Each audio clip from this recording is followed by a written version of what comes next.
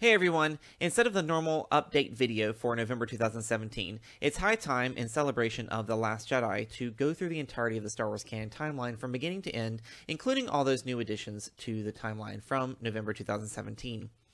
In the interest of time and resources, I have chosen to do this video slightly differently. Instead of running off of a script, this is going to be a little more casual as we walk through the entire timeline. If you like this format, you can leave a comment in the below, and we will evaluate whether this is the format going forward or we'll revert back to our old scripted version of this video. However, this is the timeline that we're going to be using from now on. Hopefully it'll be cleaner and clearer and easier to expand as the timeline evolves over the next as many years as they can present Star Wars to us. So we've also divided the eras into names. This mirrors kind of what's happening in the galaxy of the Star Wars universe, so hopefully it'll also be easier to understand and discuss the timeline with family and friends who may not be as involved in Star Wars as you are. So we begin before Star Wars Episode 1, The Phantom Menace. This is the Republic before the Dark Time, stealing a quote from Obi-Wan Kenobi. There are two separate things that we know of so far that have happened here. We have the Darth Maul miniseries that was presented by Marvel Comics, which showed Darth Maul before he made himself public to the Jedi. He went and sought out a Padawan learner to test his skills against the Jedi. This was against the wishes of Palpatine, but he ultimately applauded him for this because that is a trait of the dark side to disobey their master. Also, you'll find down here is a segment from the Star Wars Marvel Comics. This is Star Wars issues number 26 through number 30. And this details a story that Luke learned about Yoda and the things that he did before the events of the Phantom Menace. And this just shows a visit Yoda made to a planet and how he befriended the citizens and the things he learned about the Force, how it manifests itself in different living things in different ways.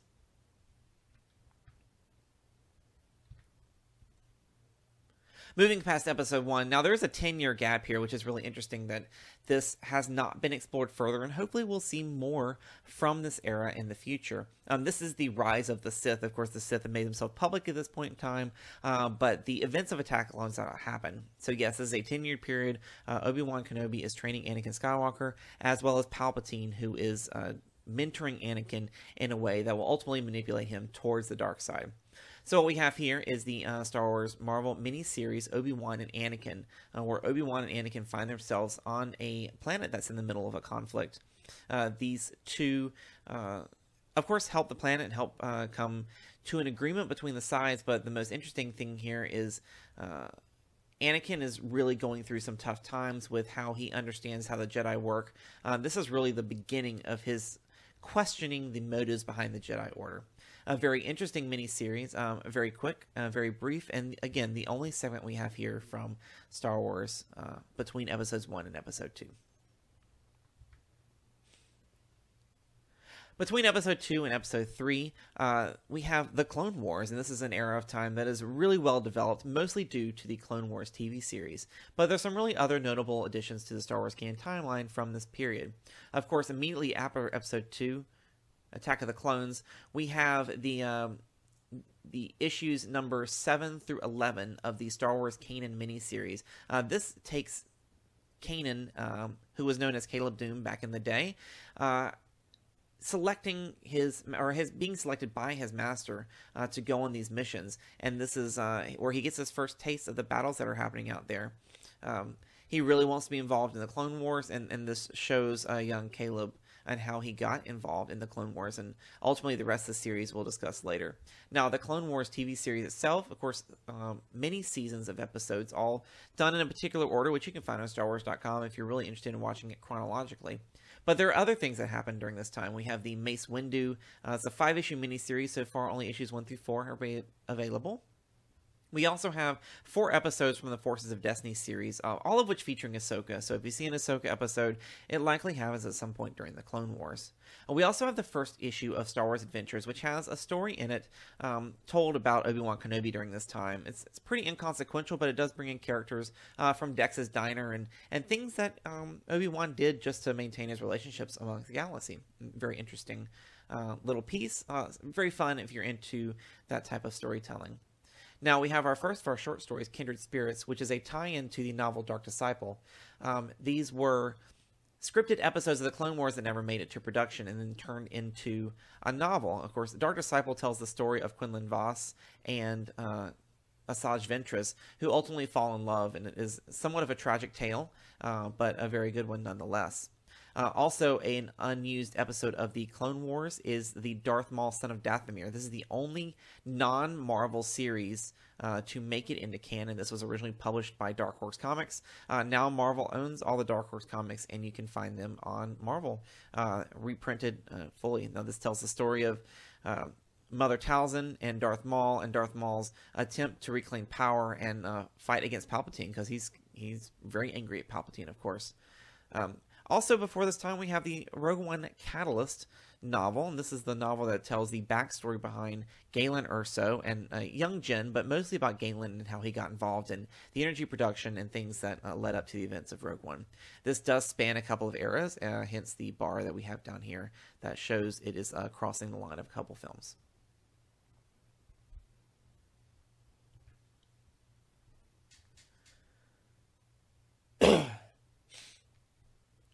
Yes, this is usually the slide that intimidates most people about the Star Wars canon timeline. The time between Episode 3, Revenge of the Sith, and Star Wars Rebels is about 14 years. There is a lot of storytelling possibilities in here, and a lot of which they've explored, and still many more to come. Of course, the Han Solo movie will fit in here somewhere, which we won't get till next May. But let's see if we can break this down a little bit to make it easier. First things first, this is the Rise of the Rebellion and also the Rise of the Empire. There are two different paths of storytelling here, some which cross over with each other and some which do not. And then we have kind of a rogue segment here in the middle. The first of which is the Canon Marvel Comics, issues 1 through 5. This shows what happens to Kanan immediately after Order 66, and how young Caleb Doom takes on the name of Kanan and survives the purge of the Jedi. From there, we have the youth books series Adventures in Wild Space. This is a 6-book series with a short mini book that came out beforehand. These tell the story of a couple of kids who are out there to rescue their parents who've been captured by the Empire. There's some really interesting canon tidbits in this one. If you're fans of some Marvel Comics and some of the other stories that are out there, you'll find some nods to those in here. There is one more book left to be released, which will happen sometime in 2018. This leads us to A New Dawn, which was the first canon novel that was ever released. This shows how Hera and Kanan actually met and how Kanan became involved in fighting the good fight. Of course, the rebellion is not known as the rebellion at this point, but we know that Hera is working on some secret missions, and Kanan goes along for the ride. And this is a great tell between those two, and really show how that story begins and an ending, which we will most likely see at some point in Star Wars Rebels. We also have the first in a series of 4 books, Edge of the Galaxy. If you're familiar with the Star Wars Rebels TV series, there is this wonderful character we found throughout a couple of the episodes, who is part of the Imperial Academy. It's really a story. This one's really a story about how he wants to join the Imperial Academy and how he leads up to it. We also have a short story that was released in Star Wars Insider called TK146275. Relatively inconsequential, does happen somewhere thereabouts on Lothal in the Star Wars Rebels timeline. Really tells the things from the perspective of a stormtrooper, things that happen, and it's quite tragic, but very illuminating. If you want to think about stormtroopers as people, this is a story for you. Now, kind of in this rogue line, it's also somewhat of a rebellion type line, we have Ahsoka, which tells how Ahsoka survived Order 66 and what happened to her shortly thereafter. It also answers the question on how she got her 2 white lightsabers and her first brush with the Inquisitors. A very interesting story, and really shows at the end how she and Bail Organa got together to start the Secret Rebellion, and how she took on the name of Fulcrum, a name that was used throughout the rebellion's history to talk about the anonymous person who is giving the support and the tips to help different rebel cells fight the good fight. Star Wars issue number 7, number 15, and number 20 are from the journals of Ben Kenobi, and these are stories about Obi-Wan Kenobi on Tatooine as he's protecting Luke Skywalker. Nice little tidbits. There are some tie-ins of some other characters and some other backstories you get from this, but it really shows a good picture of how Obi-Wan mentored Luke, even though he and Owen Lars did not have quite a good relationship, and that is kind of spelled out in these stories as well. So if you're interested in that history, these are 3 great issues to pick up. Now, perhaps the Rise of the Empire segments, very well populated, and some of these read like biographies. Some of them are not as popular as others, but all very interesting. Of course, we have the second of the Darth Vader series that started coming out early 2017. These tell the story of what happened after Darth Vader gets off the operating table at the end of Episode 3. As you see here with this cover, Episode 6 introduces Darth Vader to the Inquisitor program. Darth Vader goes through tests to prove himself to be the leaders of the Inquisitors. Very interesting to see how Darth Vader even gets his red lightsaber, because there is a mythology amongst the Sith that to get the red lightsaber, not only do you have to infuse it with the dark side of the Force, but you also have to steal this lightsaber from a Jedi. So he goes out and seeks a surviving Jedi to steal his lightsaber and then become the Sith Lord we know him to be. We have the short story orientation, which ties in somewhat to Lords of the Sith. Now, Lords of the Sith is Darth Vader and Palpatine going on a mission to Ryloth together. Great if you want to see these two interact, especially in a young Vader and a very uncontrolled rage state. We have Mercy Mission, another short story that fills in the gap here between these two stories. So Tarkin, which is really a good biography on Tarkin and how he became a Grand Moff, and the first of the Grand Moffs that were to exist. We have Bottleneck, and then going after short story Bottleneck, you can get the novel Thrawn. Now, this is definitely a story about how Thrawn came to be Grand Admiral. Now, it does span quite a bit of time, but most of that time happens so fast, the big bulk of the story is towards the end, as he becomes the Grand Admiral, and how he really thinks on strategy. It's engaging, but it does read kind of like a biography, and same thing does Tarkin. So if you're not really into that style of book, you might have to bear through it to get what you want to get out of it, but highly recommended. Now, Catalyst does end at some point in time. Catalyst leads into The Voice of the Empire, a short story where a reporter is basically interviewing Director Krennic. This leads into Rebel Rising, where we get the history of Jyn Erso, and this does span Jyn's life for about 10 to 14 years. Great backstory on her character, how she fell in with Saw Gerrera's band of rebels, and how she fell out of Saw Gerrera's band of rebels, and answers a lot of those questions to some of those lines that we see in Rogue One. We also have what many claim to be the best novel of the new canon, which is Lost Stars, telling a love story between a rebel and an Imperial, both of which you went to the Imperial Academy at the same time, but a great story that spans many eras, and you'll see this story follow us through. We have another short story, End of History, all of which happened before Star Wars Rebels. Now, Star Wars Rebels does come with it an assortment of stories that tie in. Ezra's Gamble talks about Ezra just before he meets up with the crew of the Ghost, and kind of the things he was involved in on Lothal before getting involved with the Rebels. We have the rest of the Servants of the Empire series, which follows our friend here as he tries to rescue his sister. And it does tie into The Force Awakens in a way, because we do kind of get glimpses of this stormtrooper training program where they take really young children and kind of train them, brainwash them from a very young age. And General Hux's father is very much a part of this last story. There is a series of Star Wars Rebel magazines. There are 8 issues total, all of which contained at least 2 comic strips. Nothing too terribly relevant to the entire timeline, but kind of fun reads. They're still available by back issue. I think there are more comics to be had, but they are published internationally and therefore are not included in our timeline here. We have issues 6 and 12 of Canon. These are the kind of the story bookends to the Canon series that we've talked about before. These are the real time where Kanan's recollecting all the other. It's a very quick story, but of course, if you're going to read the other Canon comics, you should read these as well. Rebel Bluff is a short story about Lando Calrissian, which happens somewhere between the last 5 episodes of the first season, and really shows why Lando wasn't on Lothal when the Ghost crew needed him at the top of season 2. There are 2 Forces of Destiny short stories that tie in directly with Star Wars Rebels, both of which featuring Ketsu Onyo, and really shows us how she became to be in service of the rebellion. Outside of Star Wars Rebels, we have, of course, the conclusion of Rebel Rising, which leads into a couple of Jen Erso short stories, one of which crosses her with Sabine, so it's interesting to see if they cross paths at some point in time. And what a neat way to see Jen and how she interacted with the world around her when she was kind of going solo before she got captured by the Empire. Other stories in this time we have, of course, Leia, Princess of Alderaan, really shows how Leia became involved in the rebellion. Star Wars Guardians of the Whills, which is a Baze and Chirrut backstory, happens about 6 months before Rogue One and really tells about what their mission is and how they are going to accomplish it. We also have the Marvel one-shot Cassian and K2SO. This tells the story about how Cassian repaired and reprogrammed K2 to become a good partner for him, as we saw in Rogue One.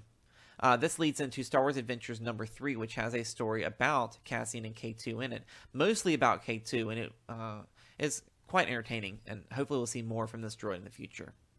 Of course, this leads into Star Wars Rogue One, which is very closely related to A New Hope. The only thing really to mention here in the Galactic Civil War era is from a certain point of view. Now, this is essentially the retelling of A New Hope, but from 40 different points of view, so there's a lot of additional canon material that surrounds the main story of Star Wars. And you, of course, see that Lost Stars is still continuing, and we'll touch on each of the eras over the next few slides. Continuing with our Galactic Civil War, A New Hope leads into Star Wars Battlefront 2 Inferno Squad. This tells the story of an elite squad of Imperial officers and troopers who were tasked with rooting out the last of Saw Gerrera's band. Very interesting espionage book. And a lot can be said from this story on how it ties in with all the activities that happened before and really helps bridge the gap between Rogue One and A New Hope in terms of just conceptualizing the different eras of canon.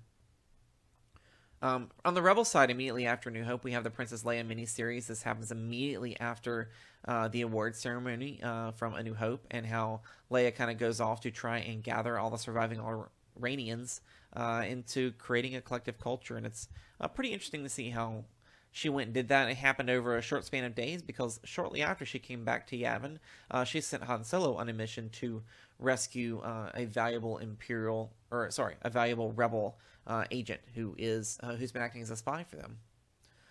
This leads into Star Wars Adventures number 2, which gives us a short story that happens on the Rebel base as the Empire is finally catching up to the Rebels. After they evacuate Yavin, this is a great book where Luke goes on a solo mission for Leia. It doesn't turn quite the way he wants it to, but all works out well in the end, of course, as you would expect. We have 3 miniseries from Marvel, Han Solo, Chewbacca, and Lando, none of which have defined placement, but we do believe they happened in this era. I mean, of course, they know the people they know at this point in time, so they have to happen some point after A New Hope, and most likely before Empire. Hopefully at some point we'll be able to tie these in with anything, but right now there's nothing that's terribly defining. Same goes with the recent Star Wars Adventures number 4. There's a Luke and Leia story in there where Leia is going on a diplomatic mission. It is a couple parts. Not really sure what's going to happen yet, but I'm sure we'll find out soon. But again, not quite defined yet. Maybe part 2 will help us with that. There's a couple short stories. 1,000 Level Down talks about couple of folks on Coruscant dealing with the conflict that is going on, and then Last Call at the Zero Angle, which is a very interesting story that happens in a bar. So if you want that perspective from a TIE Fighter pilot, very interesting way to see the Empire.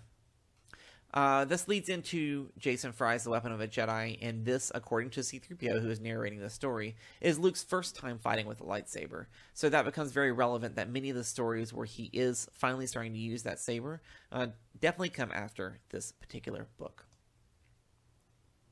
And that would include the entire Marvel Comics series for Star Wars, Darth Vader, and Dr. Aphra. So we have the Star Wars series up at the top.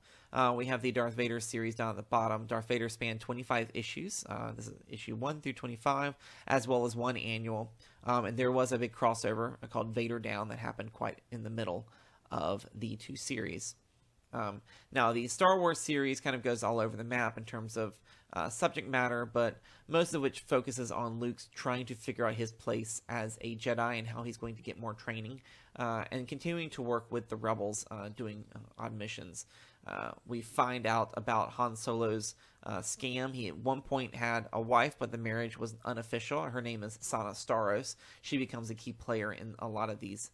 In fact, issues 16 through 20 is all about Leia and Sana with Dr. Aphra, who was crossed over into the series from the Vader Down series. We have The Flight of a Harbinger, which is a series that includes a specialty squad of stormtroopers, very unique stormtroopers, which are making a reappearance most recently. In the Darth Vader series, the big revelation that we find in here is Darth Vader's realization that Luke Skywalker is his son. This is something that takes him about 6 issues to figure out. And then the kind of the things that he is doing outside of the Emperor's purview. Very interesting way that he operates, and you can see that even the seeds of Vader going to try to find Luke to take over the entire galaxy and to destroy Palpatine. This is what he's coming to the conclusion of in this series. There's a couple other interesting tidbits throughout the Vader series, which you'll just have to find out on your own. But a great series that ends in issue 25. But there was a great side character from Darth Vader, Dr. Aphra, which has Made her own series. Dr. Aphra continues, and there was a crossover between Dr. Aphra and the Star Wars series called the Screaming Citadel. Dr. Aphra is a little more of an Indiana Jones type character. Definitely fighting on the more evil side of things, but seems to still have some sort of benevolence within her. She's got 2 killer sidekicks, an assassin droid named BT-1, and a treacherous protocol droid called 000. Interesting relationship between them. There is some humor to it, although sometimes it can be overkill. Star Wars issues number 33 through 37 definitely start to take a little bit of detour. Lots of one-shots coming through here, taking different character pairings and put them in through different situations.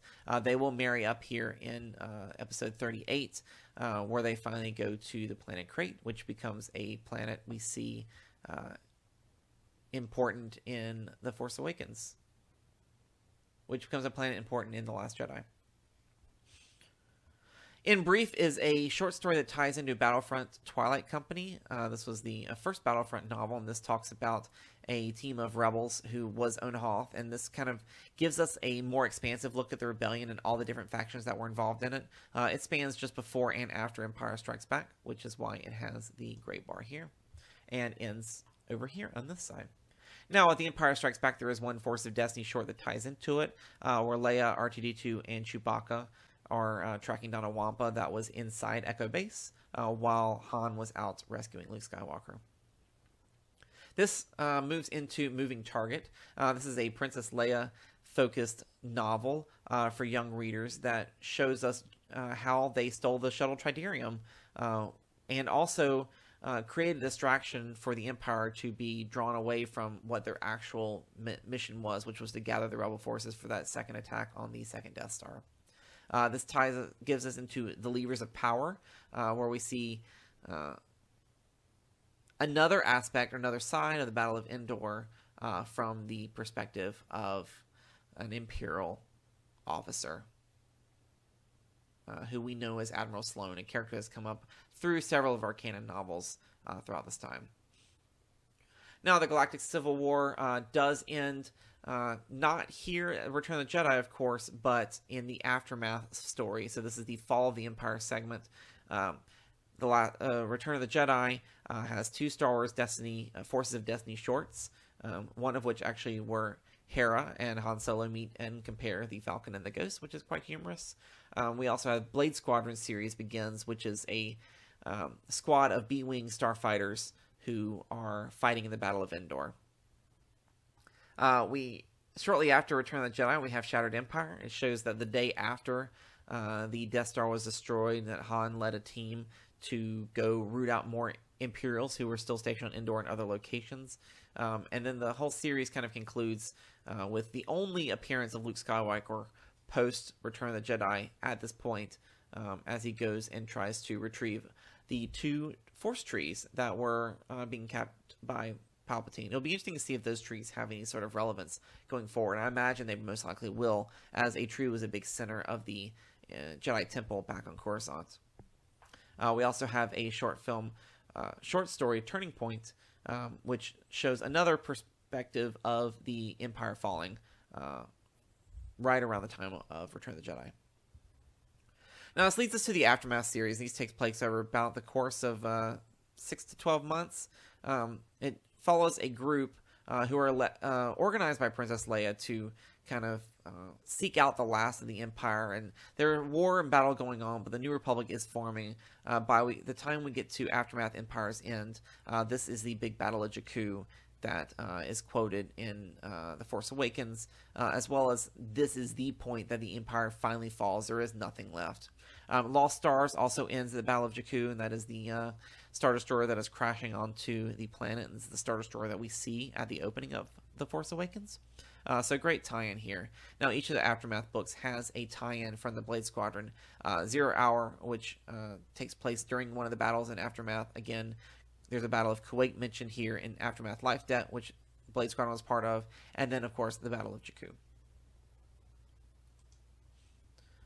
So Empire's End, of course, being that pivotal moment in the course of the history. So now we have the New Republic as well as the rise of the First Order. So multiple things happening here. Aftermath's Empire's End will lead us to Scorched, which is a tie-in to Bloodline. Bloodline is the kind of the fall of Princess Leia, if you want to say. She was a respected senator in the New Republic Senate, but is tarnished because she's let the idea that Darth Vader is her father be a secret, and it came out, unfortunately, in a way that tarnished her reputation to the point of her realizing that maybe there's a different path for her. I think this is the beginning of her forming the resistance, knowing that there is, Bloodline is also the first sign that there is something happening in the galaxy that looks kind of like the Empire. This is when she sees the First Order for the first time. Star Wars Adventures #4 has a story that does take place post Battle of Jakku. Rather inconsequential story about kid on the planet with some Trandoshans, but he does. It gets inspired by the stories he hears of his heroes that were told to him. So, great story on how the power of story can lead one to gain courage. We have Phasma, which is Phasma's backstory and how she became the stormtrooper we know her to be, and where she came from. She's got a very interesting past, which can be found in here. It's another book, kind of reads somewhat like a biography, so it is a little drier than some would like, but again, great history from this character who seems to be going to play a more pivotal role. This all ties into Before the Awakening, and this is a very, while it is a young adult book, it is a pivotal point because it is what sparks us into the road to conflict. This is the build-up to the battle between the First Order and the Resistance that we see in The Force Awakens. So Before the Awakening has Finn and Rey. There's a short story about each of them that happens right before the film begins, and that's why they're tied in this way. But Poe, this is the story about how Poe got recruited to the Resistance by Leia, which leads into the Poe Dameron comic book series by Marvel, where he is on a quest to find Lord Santeca, which apparently was a longer quest than we were led to believe in The Force Awakens. We also have the C-3PO one-shot, where we find out how C-3PO got his red arm. A very touching story about droids caring for other droids and questioning their own sentience. That's pretty interesting and very thoughtful piece by Marvel. We have the young adult book Join the Resistance, which is a class of individuals who are inspired by the great pilots and the stories of Luke Skywalker, and of course their living legends like Poe Dameron to join the Resistance and fight the First Order on their own terms. We have Star Wars Adventures #1, 2, and 3, all of which containing a story about Rey leading up to The Force Awakens.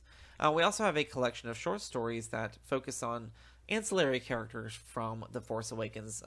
Everything from Tales of a Galaxy Far, Far Away Aliens. There's 6 alien short stories there. Bait, which was in Star Wars Insider, and The Perfect Weapon, an ebook about this rogue bounty hunter type character. Of course, The Force Awakens has a couple tie-ins from Forces of Destiny, mostly revolving around the time BB-8 met Rey and how that transpired, as well as this one traversing from the time they took over the Millennium Falcon to arriving on Takodana. And then this great illustrated children's book, BB-8 on the Run, what happens to BB-8 as soon as he leaves Poe Dameron. Between episode 7 and episode 8, The Last Jedi, we've got the Captain Phasma miniseries, a 4-episode miniseries from Marvel Comics, telling us exactly why Phasma lowered the shields, and then her effort to cover it up. It's a pretty involved effort, but this does get her from the trash compactor back to General Hux, and unlikely where we'll find her in The Last Jedi. This is the Galactic Civil War, Part 2.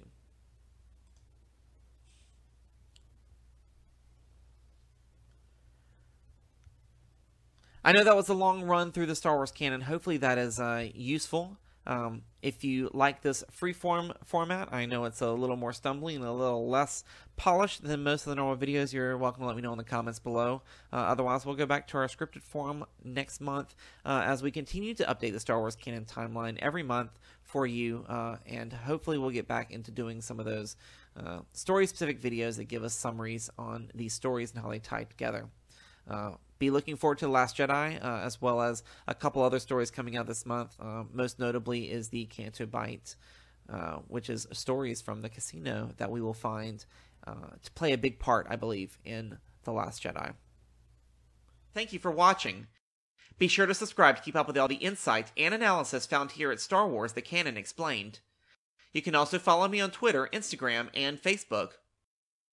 Leave your comments and questions about this story or any element of the Star Wars canon below. Till next time, may the Force be with you.